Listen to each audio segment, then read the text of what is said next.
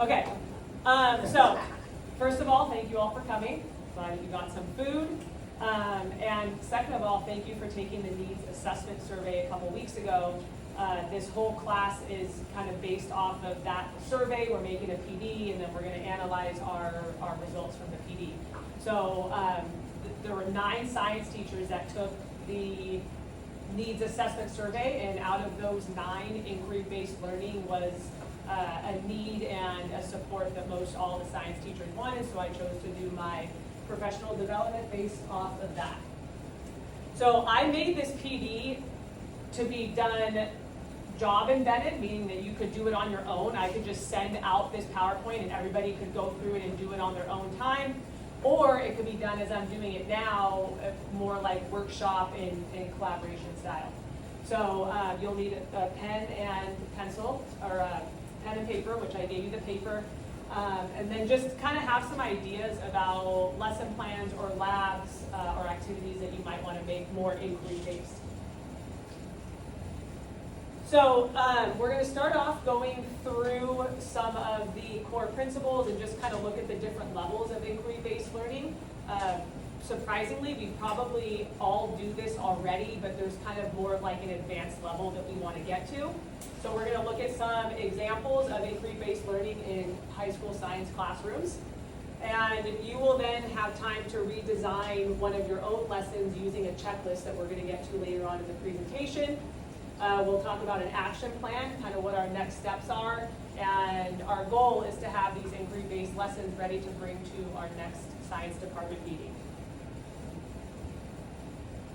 So main benefits of inquiry-based learning, the reason that we want to start doing this in our classrooms is to really get students to be more involved in critical thinking, to work on their problem-solving skills, to give them kind of more control over what they're learning and how they're going to explore and learn those topics. So encouraging more engagement, which again in science that tends to be a little bit easier because we do have lab activities that we do with our students, so that kind of already brings in that engagement.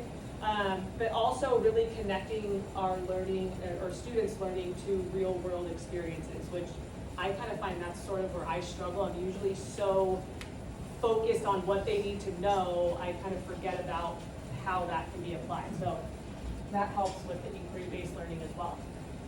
So on your paper, just a quick little warm-up activity, just jot down a few notes. What does inquiry mean to you? What do you kind of see that looking like in your classroom, or what do you think should be happening in an inquiry-based learning classroom?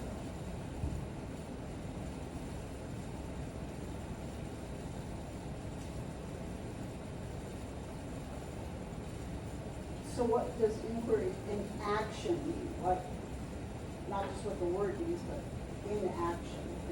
Yeah, or you know, what does it mean? What should students be doing if they are engaged in inquiry-based strategy?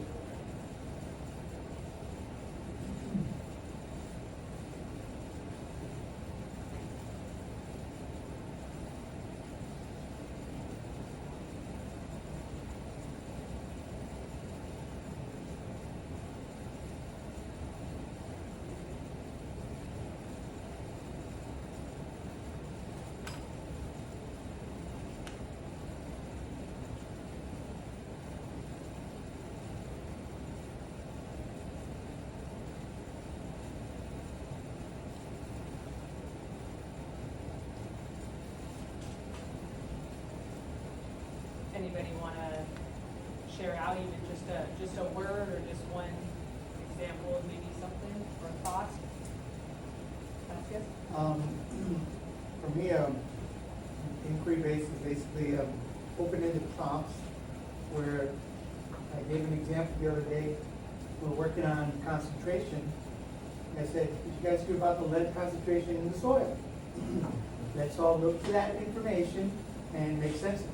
Yeah. And then just run. Yeah, very good. Yeah, that's not only real world, that's like Right in their their world. neighborhood. And yeah. that's what, they were more engaged because it's in their neighborhood. Yeah, definitely. Yeah, good. So they were supposed to find what the federal standing levels are. Oh, okay. And then compared to the results that were reported, and see how, what kind of effects that has. Okay, very good. I know, see, it's like, I wish we had a list of everything that was going on around here, so that we'd be like, oh, that works for me. Yeah.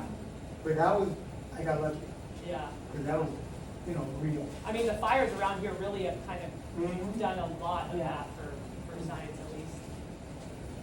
I put, excuse me, it's a learning material through hands-on activities that require students to solve problems or tasks.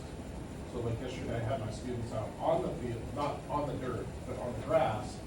And we were going, I had them on a big long PVC pipe, and we were going around in circles, and they discovered on their own that the people on the outside go faster. Rather than me telling them that, Yeah. they already discovered it. And today I'm going over and I'm actually giving them some background notes today to shore it up. And they're like, oh yeah, the guy on the outside went faster.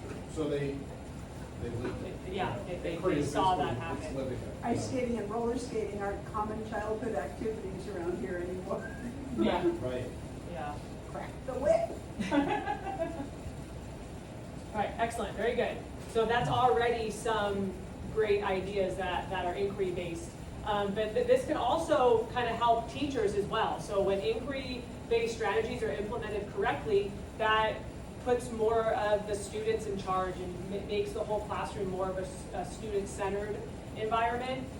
It encourages them to question. And again, like I brought up the critical thinking, so many of them, I even see this with my AP students, have such a hard time thinking outside of the notes that they're given. And it's like, you don't have to write every single thing in the notes. Think about just an environment, an environmental change. And a lot of them are like, well, you didn't tell us one. Well, you see them all the time, so just getting them to feel confident in their own questioning and exploring and not knowing everything, which is obviously okay, which then leads to a deeper understanding through investigation. So these are the four main types of inquiry-based learning. Guided inquiry approach, we kind of already do that. We give them questions and kind of help them along the way. So like I said, in science, that one's kind of a given, along with the standard inquiry approach, which is common in science classes with lab protocols. So again, we kind of do that already. We give them the protocols, and it's kind of a structured procedure for them to follow. What we want to kind of work towards is more open-ended inquiry-based and problem-solving inquiry-based. So a perfect example that Vasquez said, coming up with a problem, a real-world problem, especially one that they can relate to, and bringing that into the classroom. Like I said, it's not always that easy, but when it is, use those opportunities to bring those into the classroom. And then open-ended inquiry is just giving them the opportunity. Here's what you need to figure out. How are you going to do it? I was thinking about doing that as I was doing this presentation, like with photosynthesis. I give all of my students spinach leaves, and we test oxygen and carbon dioxide levels.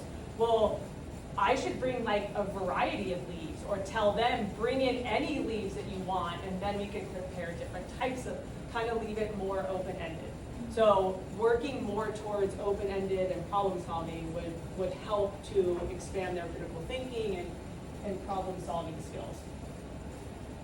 So I've embedded a video here. I'm not going to play it, but if this were like a full PD session, we'd watch a video that demonstrates it's a Harry Potter analogy with inquiry-based learning.